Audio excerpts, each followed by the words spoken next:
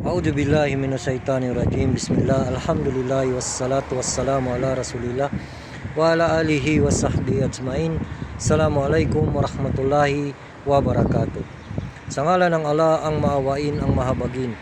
Ang lahat ng papuri at pasasalamat ay tanging sa Allah lamang, at nawa ang kanyang pagpapala, pagpugay, kapayapaan ay mapasa ating mahal na propeta Muhammad sallallahu alaihi wasallam. Ako ay sumasaksi na walang ibang Diyos na dapat sambahin kundi si Allah, at ako ay sumasaksi na si propeta Muhammad sallallahu alaihi wasallam ay kanyang propeta at huling sugo. Inuulit ko mga kapatid sa Islam, Assalamualaikum warahmatullahi ta'ala wabarakatuh. At sa mga kababayan natin na hindi pa Muslim, sumainyo nawa ang kapayapaan at ang gabay ng dakilang tagapaglikha na nag-iisang Diyos, walang iba kundi si Allah subhanahu wa ta'ala. Mga kapatid at mga magulang sa pananampalatayang Islam, alhamdulillah at tayo ngayon ay nandito sa Cloudlands, Hamilton, New Zealand. Dito ako sa masjid. Alhamdulillah sapagkat tayo ay dito tayo magsasala ng Salatul Asar, inshallah, Allahumma amin. At inshallah sa bidyong ito ay gusto ko lamang magparating ng paalala sa ating mga kapatid sa pananampalatayang Islam, sapagkat hindi lingid sa ating kaalaman na iniwan na tayo ni Ramadan, iniwan na tayo ng buwan ng Ramadan, kaya hindi nangangahulugan dito na iiwan na rin natin ang sala. Hindi nangangahulugan dito na iiwan na rin natin ang paggawa ng mabubuting gawain. Hindi rin nangangahulugan na iiwan na rin natin ang paggawa ng mga ibada, ang pag-aayuno, sapagkat meron tayong mga uri ng pag-aayuno na kahit hindi Ramadan ay maaari tayong mag-ayuno, katulad na lamang ng Lunes at Huwebes.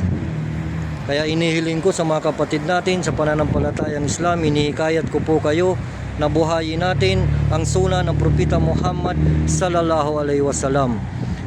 Mag-ayuno tayo tulad ng 13, 14, 15. Tinatawag itong Ayamul Bid, inshallah. At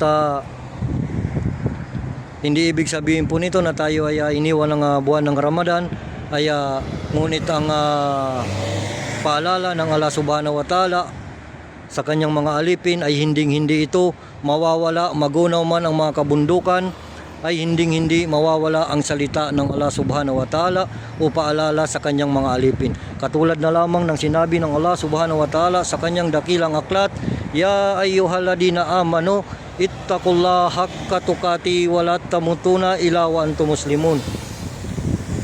Sinabi ng Allah subhanahu wa ta'ala sa nalalapit na kahulugan, o kayong mananampalataya, katakutan ninyo si Allah subhanahu wa ta'ala ng tunay, ng totoong pagkatakot, at huwag kayong mamamatay liban lamang na kayo ay mga Muslim.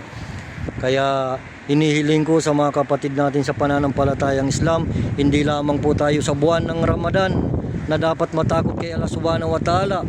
Hindi lamang po tayo sa buwan ng Ramadan na pwedeng magbigay ng sadaka. Hindi lamang tayo sa buwan ng Ramadan mag-aayuno. Ang lahat ng ito ay inuobliga ito sa atin sa araw-araw na lumilipas sa ating buhay, lalong-lalo na ang sala, sapagkat ang sala, yan ang itatanong sa atin ng Allah subhanahu wa ta'ala pagdating ng araw ng paghukom. Kaya mga kapatid sa Islam, bilang inyong kapatid, Brother Omar, na laging nagpapaalala na tayo ay magsaliksik, magdagdag tayo ng kaalaman hinggil sa ating pananampalataya. Kaya inshallah, sa pamamagitan ng video kong ito ay kapulutan ito ng aral ng mga kababayan natin na hindi Muslim, at lalong-lalo na ang mga kapatid natin sa pananampalatayang Islam. Idadagdag ko lamang ang isang paalala ng propeta Muhammad sallallahu alaihi wasallam, ittaqullaha haytumakun. Katakutan ninyo ang Allah saan man tayo naroroon.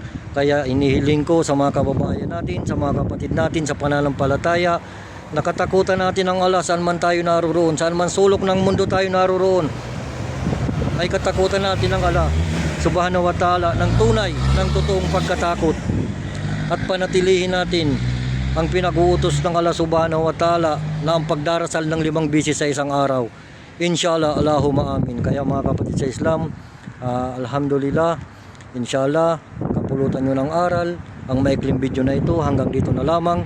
Ito pang inyong brother Omar na lagi nagpapaalala, magsaliksik, magnilay-nilay at magdagdag ng kaalaman hinggil sa ating pananampalataya.